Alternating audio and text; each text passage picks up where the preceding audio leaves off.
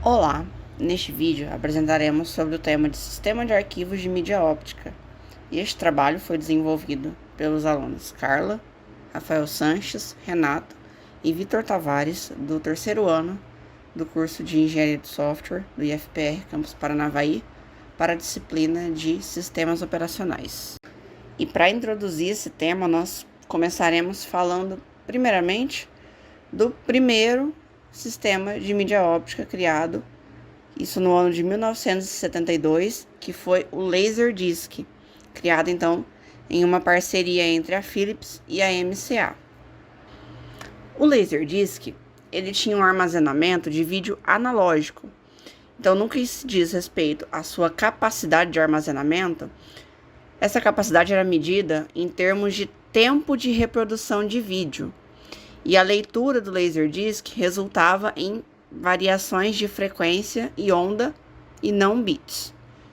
E o armazenamento de dados era de mais ou menos 60 minutos de vídeo para cada uma de suas faces, totalizando então, como eram duas faces, 120 minutos. E ainda sobre o Laserdisc, os primeiros reprodutores dele utilizavam válvulas de laser de gás de hélio-neônio. No entanto, isso logo rapidamente foi substituído por sistemas com diodos semicondutores que faziam uso de lasers infravermelhos, uma tecnologia mais nova, aí considerando a época. E quais seriam as vantagens e desvantagens do Laserdisc, esse que foi o primeiro sistema de mídia óptica criado? As vantagens dele, a gente pode listar algumas como uma melhor qualidade de vídeo e áudio em comparação com a VHS. Ele também não tinha muito desgaste, desgaste tão severo com o tempo, comparado com as fitas magnéticas. E também tinha a capacidade de acessar diretamente qualquer parte do vídeo sem precisar rebobinar ou avançar a fita. No entanto, ele também tinha claramente algumas desvantagens, como a gente pode citar o alto custo de produção do disco, era muito caro para produzir o Laserdisc. Não era portátil, em comparação com os outros, pois ele tinha 30 centímetros de diâmetro. E os reprodutores de Laserdisc eram extremamente caros, se a gente for considerar os padrões daquela época. Agora a gente vai falar um pouco sobre o funcionamento das mídias ópticas digitais. Mídias ópticas digitais, como CDs, DVDs ou Blu-rays, eles são dispositivos de armazenamento de dados que utilizam tecnologia óptica para gravar e ler as informações.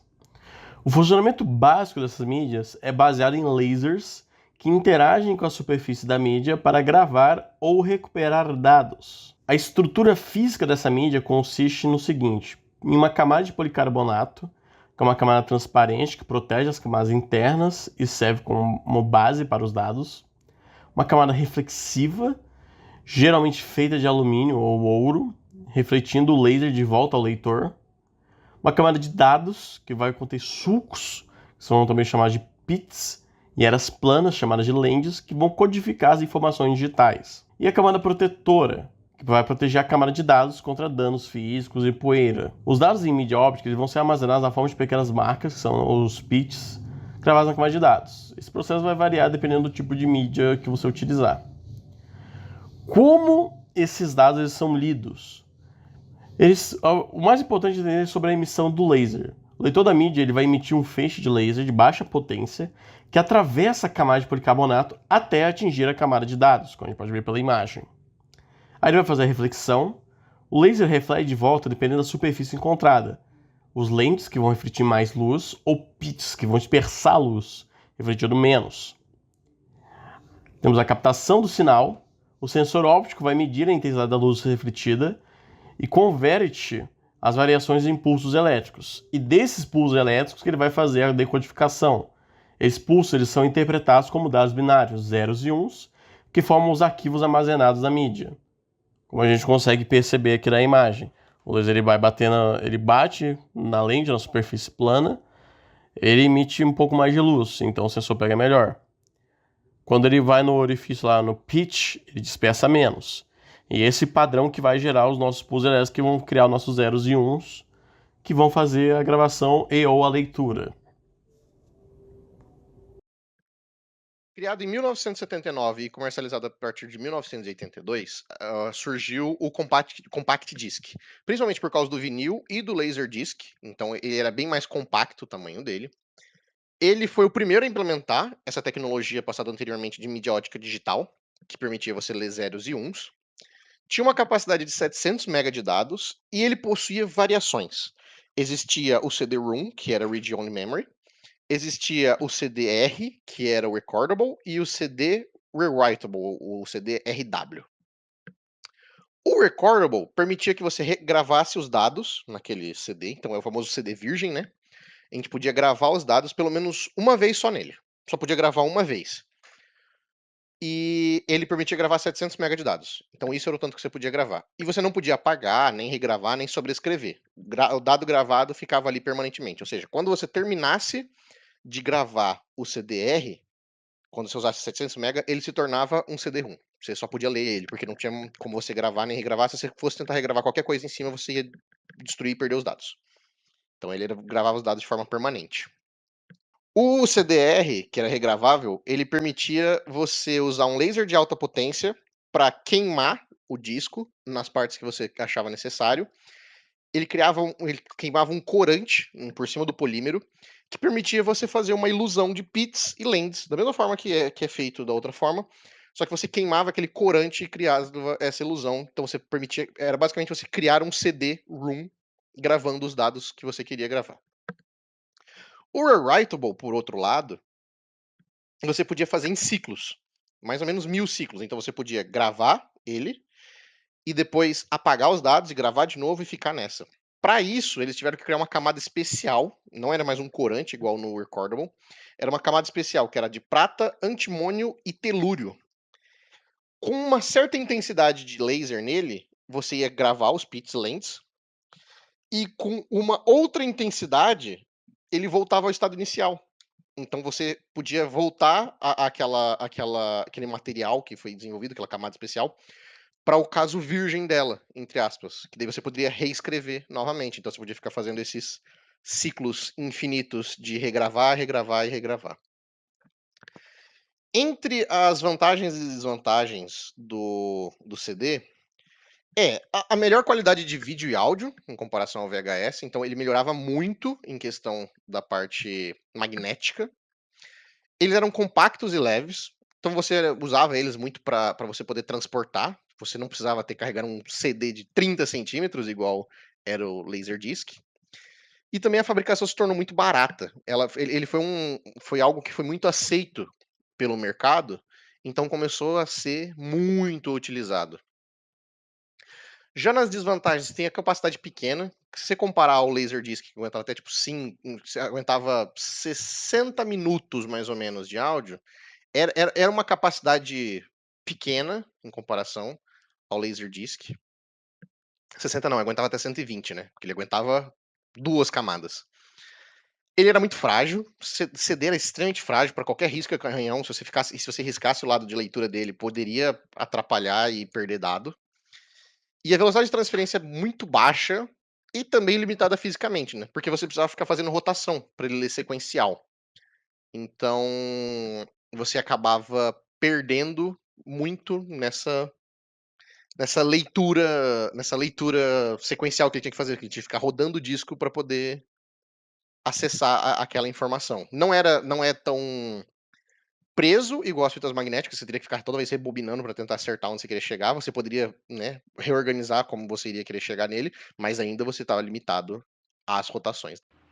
Passando agora então para o DVD, que pode ser chamado de Digital Video Disc ou Digital Versatile Disc. Ele surgiu lá em 1995 e foi desenvolvido por um grupo composto por grandes empresas da época, que eram a Sony, a Philips, a Toshiba e a Panasonic. A ideia inicial era criar uma mídia para armazenar vídeos. Porém, com o passar do tempo, o DVD se mostrou extremamente versátil, sendo usado para armazenar não só vídeos, mas também música, jogos e até backups de dados. Em termos de capacidade, o DVD trouxe uma grande evolução comparado aos CDs. Um DVD comum, com capacidade simples, armazena cerca de 4,7 GB, enquanto uma camada dupla chega a até 8,5. Vale lembrar também que, além do DVD tradicional, existem outros padrões com capacidades diferentes, como o mini DVD e os DVDs regraváveis. Apesar do DVD possuir mesmo tamanho físico que o CD, graças à sua maior densidade de dados, ele é capaz de armazenar muito mais dados. Podemos dizer que o DVD funciona de maneira similar a um CD, mas com várias melhorias tecnológicas. Outra melhoria também que podemos citar é o feixe do laser, usado para leitura e gravação, que no DVD o laser é mais fino e preciso, o que permite lidar com essa maior densidade. Além disso, o DVD introduziu também a tecnologia de camada dupla, no qual o disco possui duas camadas, uma camada transparente externa, que é lida primeiro, e uma camada opaca interna, que é lida depois. O laser é capaz de ler as duas camadas de formas independentes de acordo com o foco que ele está utilizando. E dessa forma, a capacidade de armazenamento é dobrada.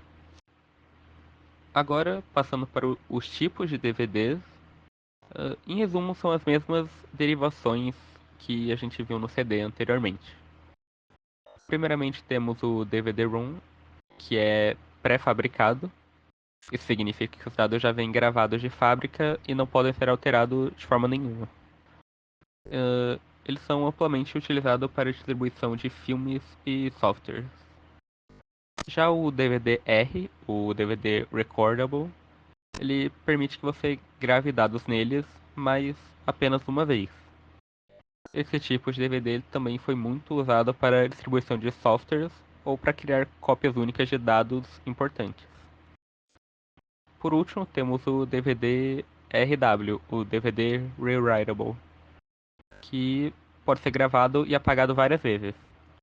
É ideal para quem precisava de um disco reutilizável, como no armazenamento temporário de dados ou para testes de software. E esses formatos garantiram que o DVD se adaptasse a diferentes aplicações, desde o entretenimento até o uso profissional. Por fim, vamos analisar as principais vantagens e desvantagens do DVD. Começando pelas vantagens, o DVD trouxe uma alta capacidade de armazenamento, especialmente quando comparado às tecnologias anteriores, como o CD. Além disso, ele era extremamente versátil, permitindo o armazenamento de vídeos, áudios, softwares e muito mais. Outra inovação importante também foi o suporte a menus interativos, além de legendas e múltiplas faixas de áudio. Algo revolucionário para o consumo de mídia, principalmente de filmes. Por outro lado, os DVDs também tinham suas limitações e pontos negativos, visto que eles eram frágeis, sendo facilmente riscados ou arranhados. A velocidade de transferência era baixa e era limitada fisicamente com base nas rotações físicas do disco. Também havia a questão de compatibilidade, já que nem todos os DVDs funcionavam perfeitamente em todos os tipos de drivers. Porém, mesmo apesar dessas desvantagens, o DVD marcou uma era por sua inovação e versatilidade, sendo amplamente adotado e utilizado em diferentes contextos por muitos anos.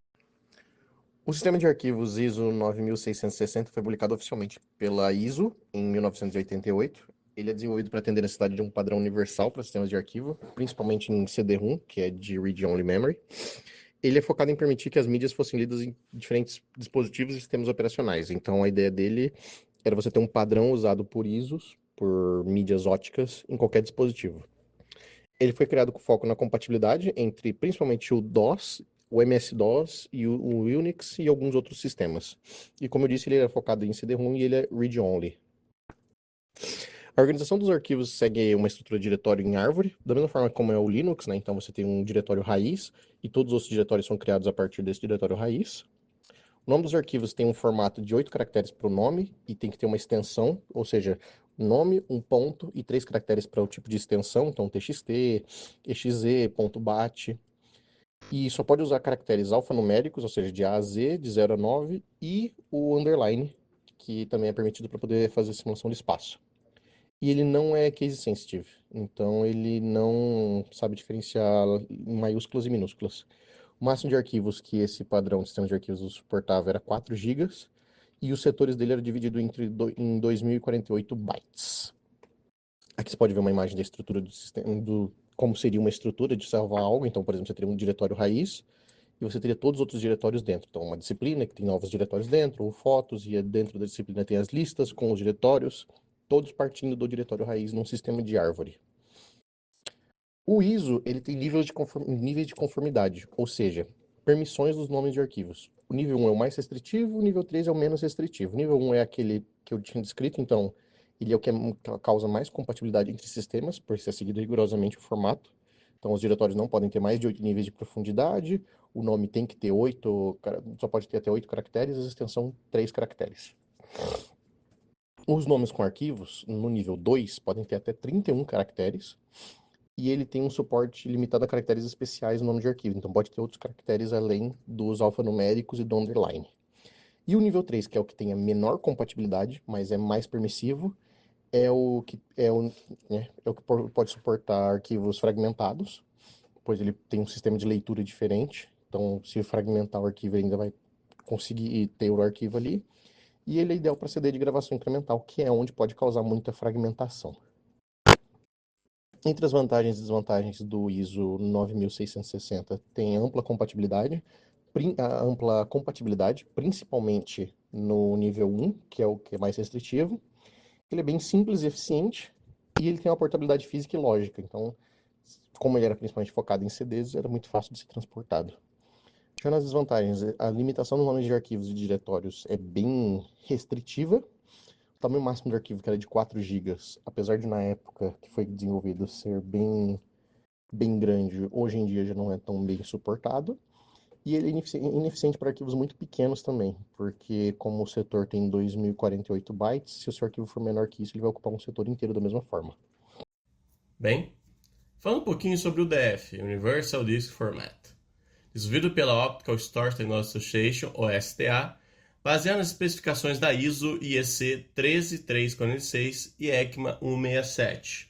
Foi criado para substituir o ISO 9660 e padronizar o uso em mídias ópticas, tornando-se o sistema de arquivos padrão para DVD vídeo e DVD áudio. Permite gravação incremental em mídias regraváveis, CDRW, DVDRW e Write-Ons, CDR, DVDR. A organização dos arquivos segue o mesmo padrão do ISO 9660, tendo um sistema de árvore. Suporta caracteres Unicode e permite nomes longos e estruturas complexas de diretório. O UDF é projetado para suportar arquivos com tamanho de até 2^64-1 bytes. Tamanho do setor varia de acordo com a mídia, podendo ser 512, 2048 e 4096.